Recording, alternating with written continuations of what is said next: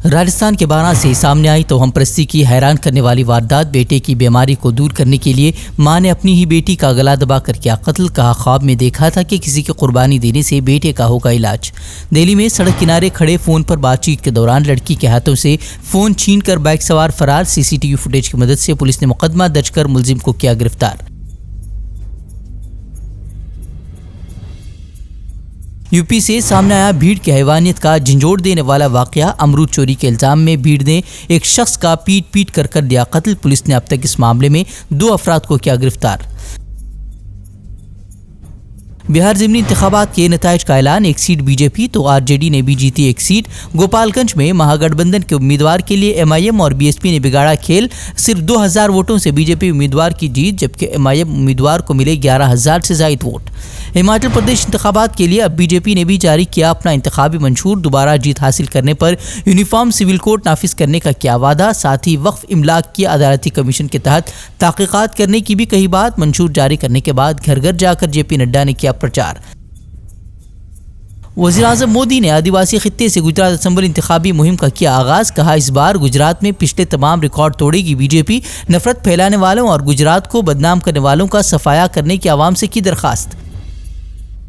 Gujarat assembly इंतखाबात से कबल इल्ज़ाम तराशियों का दौर। अब कांग्रेस ने प्रेस कॉन्फ्रेंस कर केजरीवाल और बीजेपी में साठगांठ के लगाया इल्ज़ाम। कांग्रेस रहनुमा पवन खेड़ा का दावा, बीजेपी ही तय कर रही है आम आदमी पार्टी के उम्मीदवारों के नाम। गुजरात में बड़ी मकदार में रकम लुटाने का आम आदमी पार्टी पर लगाया इल्ज़ाम। हमने सुना भाई ने और ओझा जी और मैंने, हम लोग आश्चर्यचकित रह गए कि पंजाब सरकार का हवाई जहाज, 2 मुख्यमंत्री उस हवाई जहाज में गुजरात पहुंचते हैं।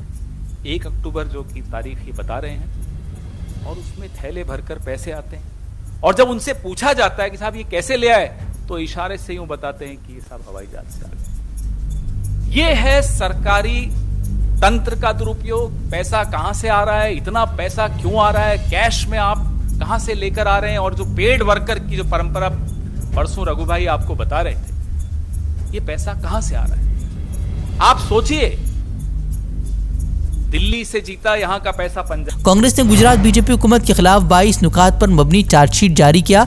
मोरबी पुल हादसे में अमवात बिल्किस बानो के कसूरवारों की रिहाई का तस्करा करते हुए उसे आवाम मुखालिफ पार्टी करार दिया। कहा बीजेपी की हुक्मरानी में आवाम को मिला सिर्फ जुल्म, भूख और खौफ।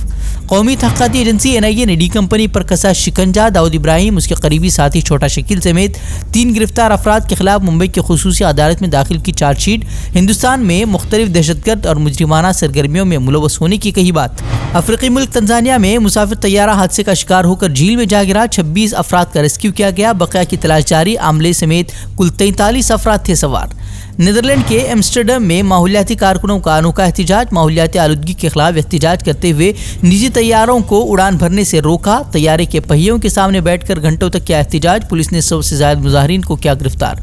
शिकस्त खुर्दा अमेरिका ने अब सरजमीन अफगानिस्तान के खिलाफ निकाली भड़ास। अमेरिकी सदर जो बाइडन ने एक तकरीब के दौरान अफगानिस्तान को धुतकारा हुआ बदकिस्मत मुल्क करार दिया।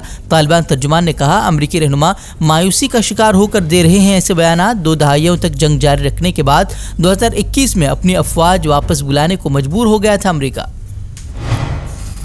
यूक्रेन में ईरानी साख्ता ड्रोन इस्तेमाल करने के इल्जामात के दरमियान अब पहली मरतबा ईरान ने रूस को ड्रोन फरोख्त करने का किया एतराफ़। यूक्रेन जंग से बहुत पहले फरोख्त करने का किया दावा। कहा कि नहीं मालूम था कि यूक्रेन जंग में उसका होगा इस्तेमाल।